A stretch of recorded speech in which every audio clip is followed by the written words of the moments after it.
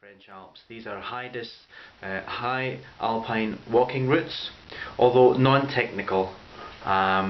So let's have a look at my equipment. This is my Six Moon Design Starlight backpack filled with 4.5 kilos of gear. I'll show you the gear in a moment, but this is how it packs. What we have in here is a closed cell sleeping pad, thermarest sleeping pad to maintain the form of the pack. The Starlight has a separate section, zip section at the back here to put a sleeping pad. However, this thermarest is slightly thicker than normal thermarest, and therefore it doesn't fit. Also, I find that if you simply roll it up and put it inside, it gives you a better shape to the pack, and also waterproofs it all the way around here. And I'll tell you a little bit more about how I'm going to waterproof the top. Anyway, that's my Starlight backpack, the way it looks, and just a couple of other things here before we go into the pack. My walking sticks. These are just Lecky Makalu walking sticks. I've had them for years and really like them. They're quite reliable, with some tape round the shaft to use. This is a little homemade actually camera case, which is just made from a J-cloth, some folded over a couple of times just to give a bit of padding for the camera. It's really very light. Here is a buff, which I use for a variety of purposes. I'll show you that later. These are my trekking trousers, just summer lightweight trekking trousers from the North Face. I bought these because they're thin, very quick to dry. I generally don't feel cold on my legs, so summer walking pants is fine. Plus it's the many zips here which are very functional. My shoes, these are just nondescript trail runners, I would say. They're from an Italian company, I believe, called Aku. And I bought these because, well, primarily because they were cheap, and I fully expect these to fall apart by the end of the summer. They were €30. They have a Vibram sole, which was a must. No Gore-Tex upper. In fact, there's some sort of suede on here, which won't be so good for the wet. However, they're massively comfortable and, like I said, cheap, and they have a Vibram sole. And basically, for something that I know is going to fall apart by the end of summer, they're absolutely fine for me. And this is what I wear. This is a long-sleeved base layer. I wear this. I have been wearing this for all the treks that I've done for about 3 years now. It's by Berghaus, and again, it's quick drying, and it seems to keep me warm until maybe about, well, say 5 degrees Celsius with active energy, active walking, and the long sleeves also keep the sun off you. So this is what I'm going to be wearing or carrying, and we're going to go into the bag now. So here we have all the stuff taken out of the bag, all the gear, and we're going to talk you through it very briefly what I've got here. There is the Six Moon Design Starlight backpack, which has no internal frame, so basically it's just a sack lying on the floor there. This was giving it its shape. This is the thermarest ridge rest. This is the thicker version. I've cut it down to size. It's I think it's 1 meter and 20 long. I've also rounded off the edges. It's 300 grams like this, and I don't want to cut it any further because, as I said, it gives a great support to the bag. Okay, so what do we have here? Well, we have some standard gear, like we have a 2.5 litre platypus here for water. Some people would just prefer to use a plastic bottle. However, I can blow this up with air and use it as a pillow, or just when it's full of water, just use it as a pillow too. I'm a side sleeper, which helps to have a pillow. These are stakes here. They're a mixture of titanium for really hard ground. There's the magnesium Easton stakes here, aluminium stakes. I could go much lighter with this, however I have to spend a lot of money for very little weight gain. Okay, so they're in a plastic food bag, and that's just under 100 grams there, enough stakes to put up my tent, of which more later. This is the Garmin eTrex Vista. This is what I use for navigation. I'm not going to use maps on this trek, so I have everything pre-programmed into this, the waypoints, the route, everything. I used this before on treks in Germany and in Turkey, and it seems to work just fine. These are the only piece of technical climbing equipment which I'm taking with me. I've never used them before. They are Grivel Spider Instep crampons. They're 160 grams, which was one of the great advantages of this. Incredibly light. I know that on certain sections there will be steep snowfields, but they're not as frequent to merit taking crampons, which would be very heavy. I did think about Catula microspikes, but I'm going to go with these and see what happens. Here, I'll just probably go to this next actually. This is the Outdoor Research Helium rain jacket. This is a very low specification rain jacket. It's it's less than 200 grams, and it has no pit zips. It has one chest pocket. It doesn't have any Velcro here, for example. No drawstring for the hood, but it is waterproof. It keeps me dry, and this is my rain gear for my upper half. For my other rain gear, I'll just take you here. This is a homemade sil nylon rain skirt or rain kilt, which recently I made a Ray Jardin tarp, and I had some leftover sil nylon, and I just made, well, what is a very easy make your own gear project. It's just a little rain skirt which I can tie around my waist, and that keeps the rain off my legs. It's about 54 grams. This is a pack cover, which again I made from just scraps of sil nylon that was left. That just will cover only the top half of the bag, which I think is just what is necessary. It's something like 30 grams. So I could go on to this. This was a cap, but what I've done is just cut it away just to the brim, and if I wear my buff, I can tuck that underneath, and I have a very simple and light option for to keep the sun off my face. The buff also is used to keep the sun out my eyes in the morning in the tent, if I want to sleep for longer.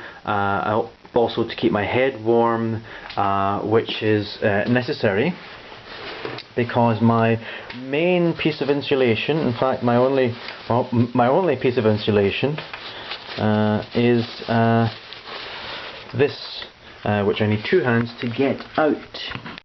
This is the standard for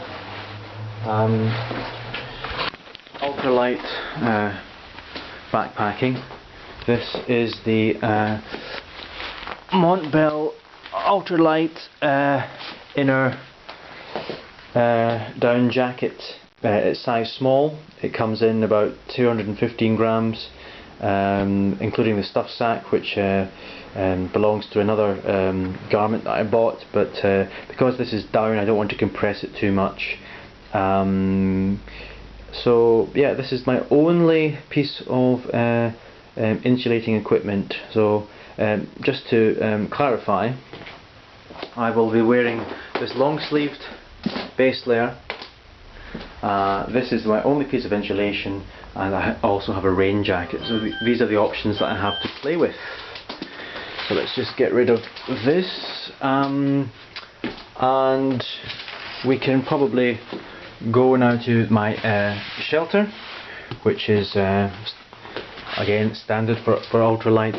It's a 6 Moon Designs Lunar Solo. I've been using this for about 3 years, very pleased with it. It's a wonderful home from home, goes up with trekking poles, and you've already seen the stakes for that. It takes 8 8 stakes to go up. I can show you my sleeping bag next. My sleeping bag is personal preference. It is the Alp Kit. I forget the name. I'll just post a comment. Sorry, Pipe Dream. The Alp Kit Pipe Dream 400. It's 750 grams, and I'm sure that many people would go lighter with their sleeping bag choices, but I have a lighter bag which basically it doesn't keep me warm enough, not even with insulation, so I have to go with something a little bit more heavy duty. It's 800 fill power down, and I can just show you over here on my lovely sofa. It's just a standard mummy bag. It's also cheaper than other sleeping bags. It comes in £150 sterling.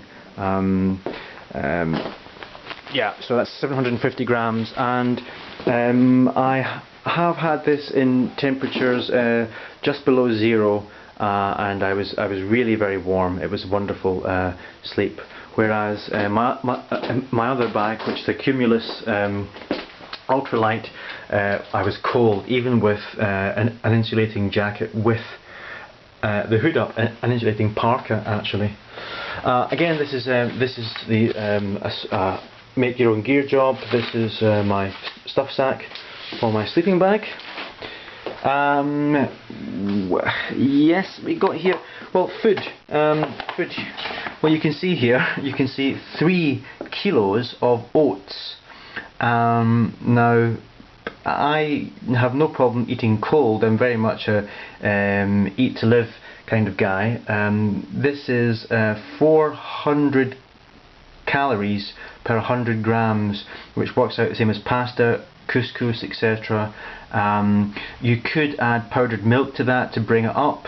Then it would be, for example, like a pasta with oil type calorie content. As it is, I can mix that just with water and eat it with some sugar, or just eat it plain. In all the places that I'm going, there's going to be many mountain huts, which I'm going to take advantage of. So this is only really to have breakfast, and in occasions when I'm hungry and I need something to eat and there's nothing around.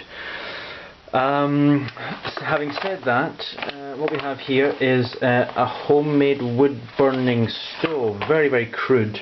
Basically, it's a huge beer can which has been cut up in order to act as a kind of brazier, basically I collect solid fuel along the path, maybe some birch bark, start fire in there, just an empty can, an empty aluminium can, and a couple of tent poles inserted here, and then you have the means of boiling water, and then I could have something hot, but really that's just to play with. I really don't mind eating cold at all. What you're seeing here is the bottom third of a platypus cut off as a kind of as a bowl or a cup or something like that. Very, very crude, but as I said, I eat to live, so I don't really have a problem with that side of things. The last point, I guess, would be looking at the ditty bag here. This is just an old stuff sack. It's 15 grams, and basically it's light enough to take with me. So what we have here is in the ditty bag. Well, we have a spare pair of socks. We have a J-cloth towel. Tried and tested, it's all I really need. We have a charger for my MP3. My MP3 will provide me with entertainment, audiobooks, podcasts. I was looking to get a solar charger which does both AA batteries and a USB connection for MP3 player, but I cannot find any of these in Europe at the moment, so I'm not very pleased with this, but it has to do at the moment. Big lighter, mini big lighter, super glue for repair jobs, half a dozen food bags, some blister tape, a spork. This is about 2 weeks supply of toothpaste.